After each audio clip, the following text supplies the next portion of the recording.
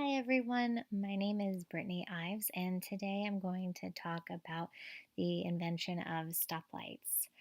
So, in 1913, it was recorded that there were more than 4,000 fatalities associated with car crashes alone. And that's really because at that time, there were vehicles coming out and people were driving. And, the roads at that time really weren't built for the vehicles going 40 miles per hour. To control traffic, they had at major intersections police officers standing in the center of these extremely busy and dangerous crossroads, and they were kind of just directing traffic and trying to help the flow of traffic stay steady. So they really didn't have an exact way to kind of help monitor the flow of these vehicles. So what happened is then this engineer, his name is James Hogue, he ended up creating the very first stoplight. So he took the red and green light used in railroads, and he was able to harness the electricity used for trolley lines to create the first municipal traffic control system.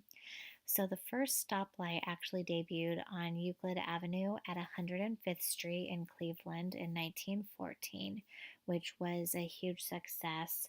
So the way that they had this set up was there was a police officer sitting on this side, and he was inside a booth where he was able to control the signals with a flip of the switch.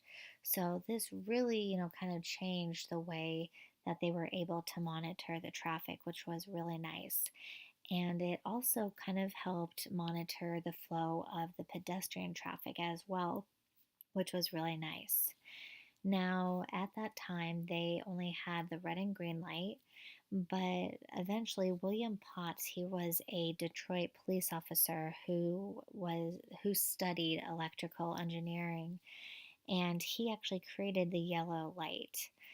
And a really, nice thing was that from 1914 to 1930, so with that time frame alone, they actually reduced the motor vehicle mortality rate by 50%.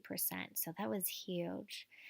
Now, with all that being said, as everybody knows, as we're learning with disruptive technology, there's always kind of two sides to it. So, there's positive, but then there's also some change, and especially within society, there's some changes and some shifting that's going on. And one of the things that they noticed with these stoplights was that it was actually creating a lot more impatience in people. So they found that people having to sit at these red lights and wait was causing a lot of, frustration and anger. People didn't want to be just sitting there. So it definitely started creating some of what we like to call road rage. Now, another thing that was interesting is it really, with these stoplights, it wasn't just on the road that we were seeing these. These were becoming huge. Towns wanted to have multiple stoplights. They didn't want to have just one, they wanted multiple because it was becoming seen as a status symbol to have more than one stoplight. And so another thing that they, really did was there was a teacher who created the red light, green light game, which I'm sure we've all played at least once in our life. And they also started creating these traffic light flashcards. So these traffic lights, really started becoming integrated into everyday life as we know it. So, one also thing that I found when I was studying about this was back then, like I was saying, it was huge to have a ton of these stoplights in town.